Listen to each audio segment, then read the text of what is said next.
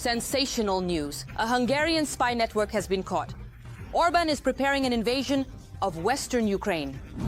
The Ukrainian army has begun the liberation of the Kherson region. Ukrainian paratroopers have landed on the left bank of the Dnipro. Putin will end up in prison. The European Union has announced the creation of a tribunal. A victory parade was held in Moscow. Because of this, half of Russia was left without communication. A Russian colonel in Crimea accidentally shot himself while trying to shoot down a Ukrainian drone with a pistol. Hello, my name is Yulia Kokan, and before we begin, please subscribe to our channel. And like this video if we've caught your interest. Things are about to get heated. No changes on the front line. The ceasefire promised by Russia is not in effect. We are holding meetings with the military, and yesterday we recorded that assault operations are taking place. And this morning, enemy assault actions are continuing. So I quote, we can't talk about any kind of ceasefire directly on the front line. There are also statistics, numbers that are hard to falsify. In the past 24 hours, there have been more than 200 enemy attacks on the front line area using absolutely all means, from FPV drones and artillery to heavier weaponry. So there is no ceasefire. The enemy continues to assault along the entire front line. As our military says, the Russians have concentrated their main activity in the Pokrovsk and Novopavlivka directions. As already reported in the summaries from the Zakarpattia operational group, today the ceasefire was more noticeable in some areas. However, in the Chasiv sector, where our brigade is stationed, I cannot confirm that the Russians observed the ceasefire because they have been using artillery and launching assault actions since early morning. According to Nazar Voloshin, the spokesperson for the operational strategic group of troops Zakarpattia, the armed forces of Ukraine are responding in kind. In all cases, as part of the defensive operation, our defenders respond in kind to all challenges and threats from the Russian army that pose a danger to the lives and health of Ukrainian soldiers. Everyone understands that the ceasefire is a farce. But as they say at the Center for Countering Disinformation, the Russians have their own interpretation of a lull, and that's exactly what they're trying to sell to the world. Russia is lying. The ceasefire they announced still hasn't taken effect. They are attacking on the front line. They want to pass off only the absence of Shaheds in the sky as a ceasefire. But a ceasefire means that none of them are shooting, their assault actions stop, as should be the case now, and all artillery falls silent. And although the Russians are violating their own ceasefire, they really don't like the response from the Ukrainian defense forces. Russian media are complaining that the armed forces of Ukraine allegedly took advantage of the ceasefire to land troops on the left bank of the Dnipro. Candidate in voice, we are waiting. Bili crossed the Dnipro near the Antonivsky Bridge and secured a foothold on our bank. We are waiting for confirmation. Confirmation from the General Staff. In the meantime, leave a like to support the Ukrainian defenders or write a comment. I know they are watching us. We've been waiting for this. The European Union has announced political approval for a special tribunal for Putin and Russia. Yes, the EU High Representative for Foreign Affairs, Kaja Kallas, announced that on Friday, May 9th, the European Union will make a political decision regarding the establishment of a tribunal for war crimes of aggression committed by representatives of Russia against Ukraine. There will be no impunity. There will be accountability for the crimes committed. And since today is May 9th, Europe Day, I want to emphasize that all those who truly support peace cannot stand side by side with Putin, who started this full-scale war in Ukraine. And those who genuinely support peace should be in Ukraine, not at the parade in Moscow. The core group has reached a technical level agreement on how this tribunal will be established. Now we also have approval at the political level. So this will be done through the Council of Europe. The Secretary General of the Council of Europe will join us via video link. Now, the main thing is to ensure that after the tribunal is established, Putin and his accomplices actually end up before it. It's complete madness. Just listen to this.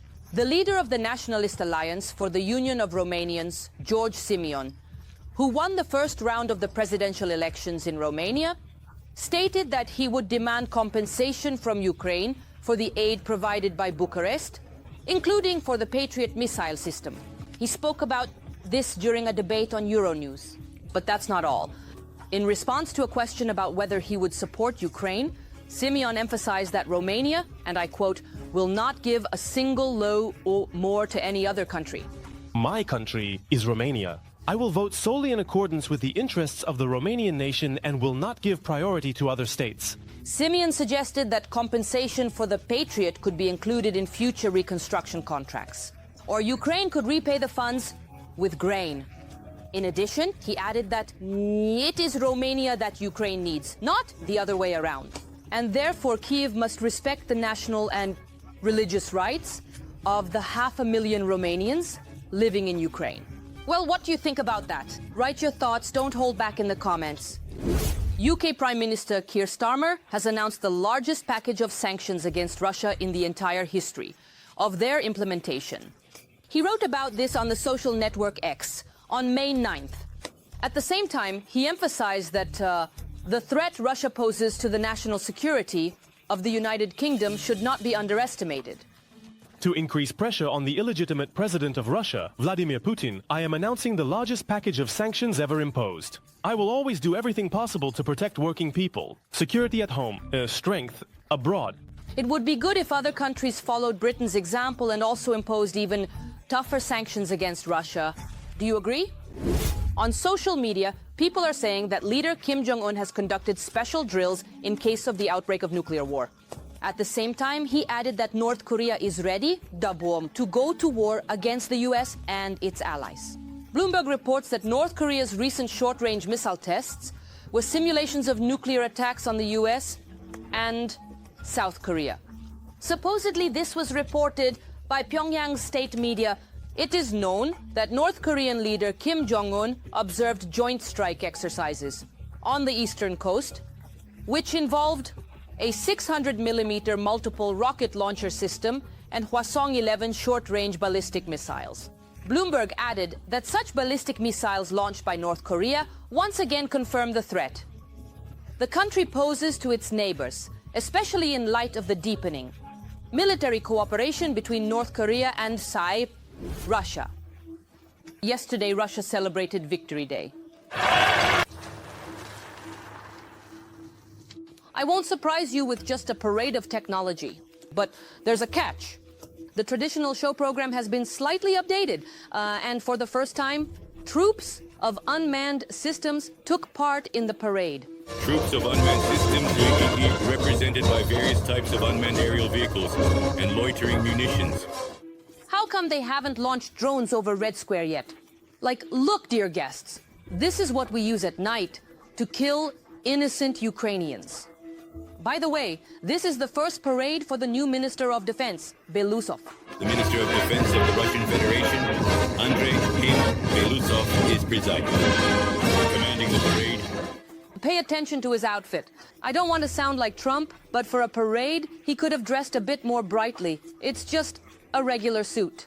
But his predecessor, Shoigu, really knew how to dress for a parade. And in addition to the parade itself, troops from almost all the countries whose leaders came to Moscow marched across Red Square. For example, here's the Chinese army. By the way, Putin was actively talking with the Chinese leader Xi Jinping in the stands. He seated him next to himself as the most honored guest.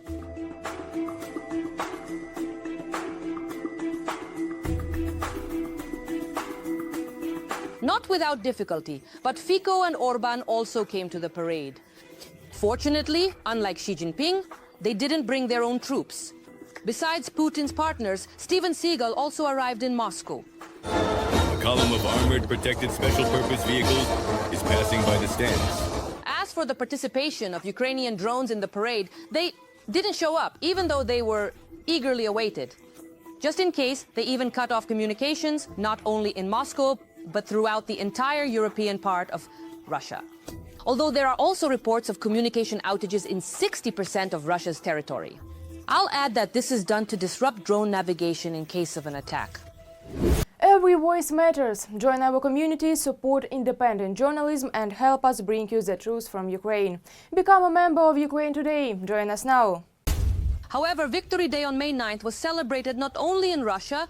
Here, for example, is Armenia, The pro-Russian Immortal Regiment event reached there as well.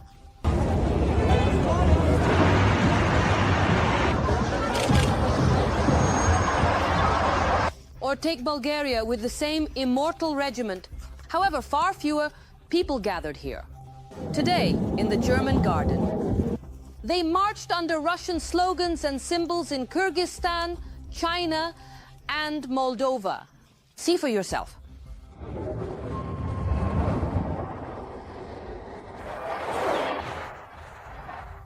And this is the Immortal Regiment event. Ukrainians around the world are holding this event, telling people about Russia's war criminals. Journalist Roman Bebek wrote about this on his Facebook page. The portraits held in people's hands at this event depict those who torture and kill prisoners, abduct children, shell civilian targets, and commit other war crimes. Death regiment actions have already taken place in Germany, Italy, Canada, Spain, England, and Ukraine.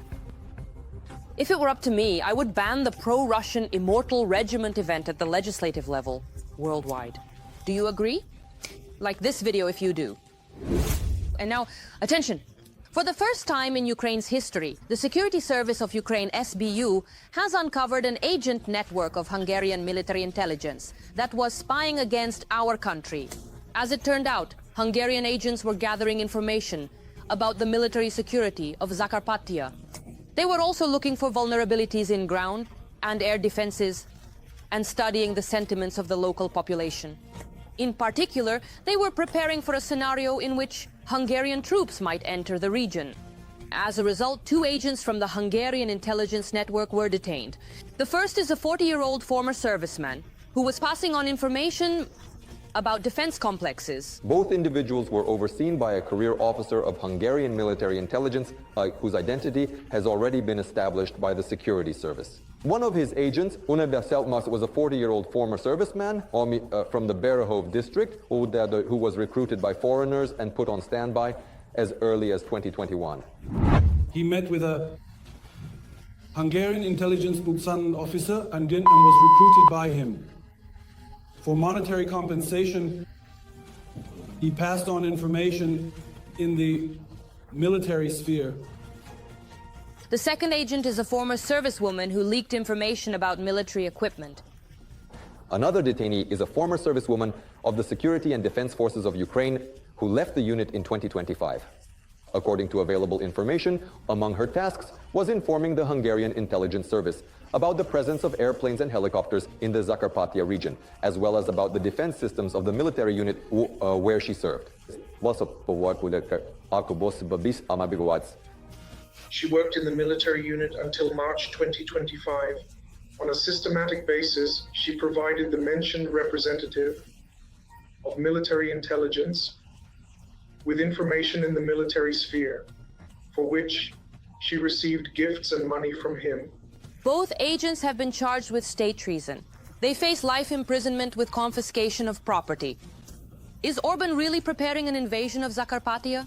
The Hungarian Ministry of Foreign Affairs stated that they had not received any information about a network of Hungarian spies and called it anti-Hungarian propaganda. But that's not all. In response, Hungary expelled 2 alleged Ukrainian spies from the country. According to Hungarian media, they were working under diplomatic cover at the Ukrainian embassy, Belko, in Budapest. What do you think of this spy scandal? Share your impressions in the comments. In occupied Sevastopol, the head of the Military Medical Commission accidentally shot himself out of fear during an air raid alert. This was reported by the Telegram channel Astra. The head of the Military Medical Commission of the Ministry of Internal Affairs in Sevastopol died after accidentally shooting himself in the head during a massive attack on the city on the night of May 2nd.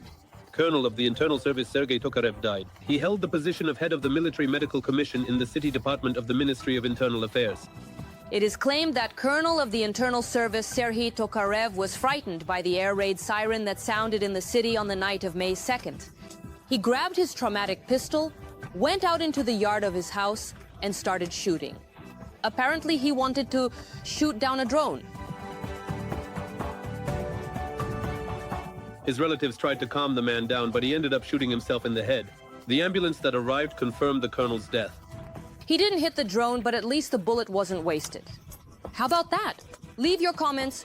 Don't hold back. Now that's some news. Turkey and China could replace the US in negotiations between Russia and Ukraine. This was stated by the head of the Polish Foreign Ministry, Radosław Sikorski. Listen for yourself. Of course, we wish the United States success in its mediation efforts. But if this track fails, there are other candidates. There is Turkey, which maintains channels of communication. And above all, there is the People's Republic of China, which has unique means to compel Putin to come to the negotiating table. Let me remind you, a Turkish newspaper reported that US President Donald Trump asked Turkish President Recep Tayyip Erdogan to act as a mediator in ending the Russian-Ukrainian war. According to the publication, Erdogan is positively disposed toward the proposals for mediation. And what do you think of this idea? Do you think Turkey and China could replace the US in negotiations between Ukraine and Russia? Write your thoughts. This is real cringe. A World War II veteran ran over a Tesla car with a tank. And all of this is not a joke. Journalist Andriy Tsaplienko posted a video on his own Telegram channel showing how a British World War II veteran, 98-year-old Ken Turner, got into a Sherman tank, the same kind his army fought in, to crush a Tesla car. See for yourself.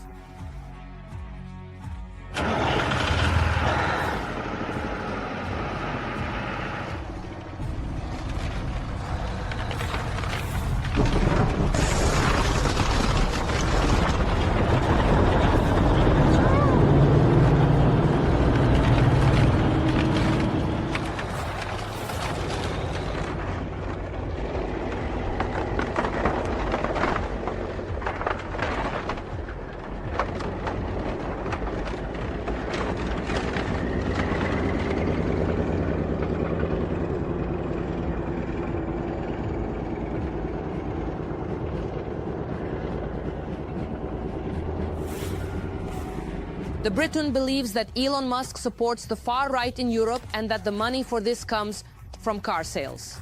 Thus, this entire performance is a kind of protest against the political positions of the billionaire who is close to the President of the United States. And what do you think of this show? Share your thoughts in the comments. That's all for now.